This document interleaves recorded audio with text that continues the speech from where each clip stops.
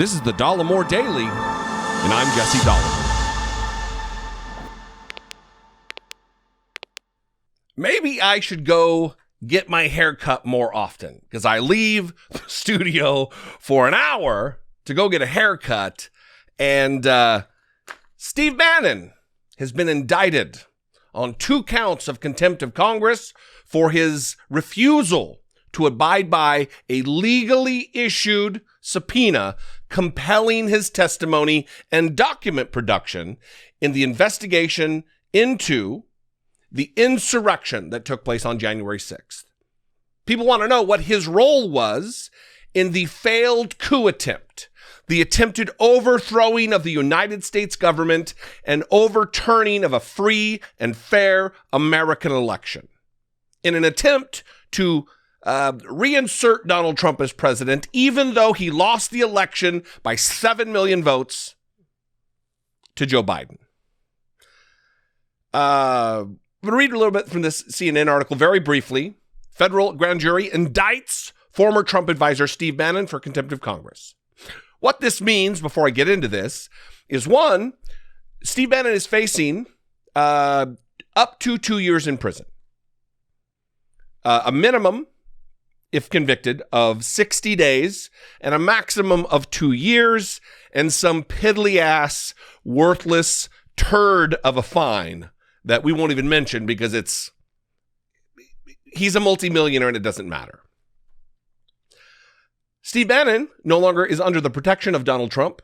Donald Trump no longer, just as Donald Trump doesn't have executive privilege, he doesn't enjoy that right, that separation of power of the presidency. He also no longer has the pardon power. He can no longer run interference for Steve Bannon and his criminality. So there will be consequences. And number 2, and we're going to get to it in the article, a little bit of good job, Merrick Garland, good job.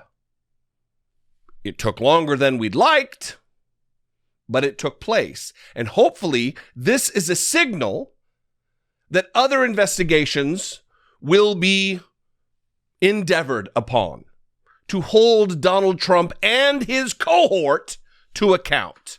Reading from this article, a federal grand jury has returned an indictment against former Trump advisor Steve Bannon for contempt of Congress, the Justice Department announced Friday. Attorney General Merrick Garland has been under tremendous political pressure to indict Bannon since the House referred the Trump ally to the Justice Department for contempt on October 21st. You're welcome. I'm making a joke. It's obviously not just me that has applied political pressure or public relations pressure. There's been many independent commentators on YouTube, I'm sure, who feel as I do, that there has been a lacking response from the Department of Justice to not only hold Donald Trump accountable, but also Steve Bannon in the matter of the investigation of the duly appointed and impaneled House Select Committee investigating the insurrection. Continuing on with the article. Quote, this is from Merrick Garland. Since my first day in office, I have promised Justice Department employees that together we would show the American people by word and deed that the department adheres to the rule of law, follows the facts and the law, and pursues equal justice under the law, Garland said in a statement Friday. Today's charges reflect the department's steadfast commitment to these principles. Bannon, 67, was charged with 1 count related to his refusal to appear for a deposition and another related to his refusal to produce documents. Each count carries a minimum of 30 days in jail and a maximum of 1 year in jail, the Justice Department said. So listen, I have been very critical, I believe justifiably so, of Merrick Garland. I will continue to be when I believe criticism is warranted. But in this case, they did the right thing. So no criticism needed. When justice doesn't move as swiftly as it should, we all collectively as Americans who have an interest in this, we have standing in this case. We should hold them accountable, whether they be Democrats or whether they be Republicans. And that is what I believe I have done and what my role will continue to be. But in this case, good job. If I was wearing a hat, my hat would be off to you, Merrick Garland, Attorney General. Without an indictment, critics have said, there's doubt over how much power the House January 6th committee has to compel cooperation from former White House and Trump administration officials. Friday, former White House Chief of Staff Mark Meadows failed to appear for a deposition. Sources familiar with the investigation told CNN, setting up a potential showdown that could lead to the panel beginning a criminal referral process against him. And I will say it again, what is taking them so long? When you are subpoenaed, it is not, come at your leisure. It is, you are commanded to appear. We are compelling your testimony, date, time, and place. And the moment that you're 10 minutes late, they need to forward it on. They need to vote in committee, forward it to the House for a full House vote, and then forward that on to the Justice Department where they can bring the evidence before a grand jury and indict. Now, if logic follows, they are likely drawing up an arrest warrant right now, as I'm speaking, for Steve Bannon, to put him in cuffs and take him into custody. Bannon's lawyer, Robert Costello, told the committee that former Trump advisor would not be cooperating with the investigation because he had been directed not to by Trump. Steve Bannon decided not to because Donald Trump told him not to. Donald Trump, a man with no power, no executive privilege. You don't get to disobey Congress, a legal subpoena, because Donald Trump said not to.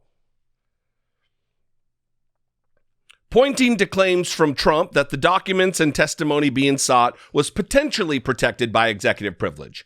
It is not. We are learning that right now. Videos that I posted today, in fact, talking about that matter. Bannon's lawyer told the committee that, quote, the executive privileges belong to President Trump, unquote, and we, quote, must accept his direction and honor his invocation of executive privilege. Donald Trump does not possess executive privilege. It is a separation of power, and there is no need. Donald Trump doesn't have the ability to separate any power from Congress because he doesn't have power. The American people made sure of that when they booted him out of office, when they elected Joe Biden in his place. So good news on a Friday. My haircut, notwithstanding, not being here, at the ready.